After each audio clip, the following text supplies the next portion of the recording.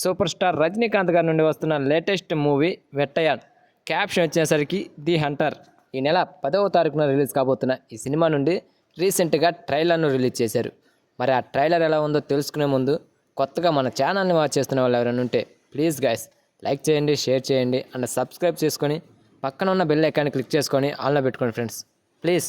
Cinema టైటిల్తోనే తెలిసిపోతుంది ఈ సినిమాలో రజనీకాంత్ గారి క్యారెక్టర్ ఏంటనేది. హంటర్ అంటే వేటగాడు అని అర్థం. క్రిమినల్స్ను వెంటాడే వేటగాడిగా ఈ సినిమాలో రజనీకాంత్ గారు కనిపించబోతున్నారు.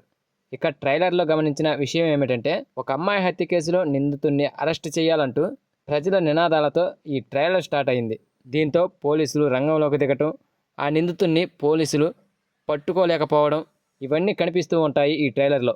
కనీసం ఆ నిందితుడికి సంబంధించి క్లూ కూడా కనిపెట్టలేకపోతారు పోలీసులు. మరోవైపు పోలీసుల పై అధికారి అయిన రావు రమేష్ వారంలో నిందితుడిని ఎన్కౌంటర్ చేయాలని ఆదేశిస్తాడు.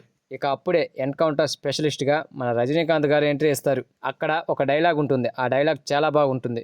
రజనీకాంత్ గారు చెప్పిన ఆ డైలాగ్ ఏంటంటే, అక్కర్లేదు సార్, వారం రోజులు అవసరం లేదు, జస్ట్ 3 రోజులు చాలు, 3 రోజుల్లో మన డిపార్ట్మెంట్కి మంచి పేరు వస్తుందని చెప్తాడు. ఆ డైలాగ్ అయితే హీరోకి మంచి ఎలివేషన్ ఇచ్చిందనే చెప్పాలి. ఇక ఆ తర్వాత అమితాబ్ బచ్చన్, రానా, ఫాహద్ ఫాజిల్ వీళ్ళందరినీ ఈ ట్రైలర్లో పరిచయం చేశారు. అయితే క్రైమ్ క్యాన్సర్ లాంటిదని, దాన్ని పెరగనివ్వకూడదని రజనీకాంత్ గారు మిగతా పోలీసులతో చర్చిస్తారు. ఊరికే మాట్లాడి ప్రయోజనం ఉండదు, వాడిని వెంటనే లేపేద్దామంటూ రజనీకాంత్ గారు ఒక టీంని ఏర్పాటు చేస్తారు. మరి చివరగా రజనీకాంత్ గారి టీం హత్య కేసులో నిందితుడిగా ఉన్న వాడిని ఎన్కౌంటర్ చేశారా లేదా అనేదే ఈ సినిమా స్టోరీ అని ట్రైలర్లో క్లారిటీగా అర్థమవుతుంది. అయితే ట్రైలర్లో కొన్ని యాక్షన్ సీన్స్ అండ్ విజువల్స్, కొన్ని యాటిట్యూడ్ డైలాగ్స్, రజనీకాంత్ గారి పర్ఫార్మెన్స్ అండ్ చాలామంది స్టార్ యాక్టర్స్తో ఈ సినిమా ట్రైలరు చాలా బాగా ఆకట్టుకుంటుంది అండ్ సినిమాపై అంచనాలు పెంచేసింది ఒక్కసారిగా.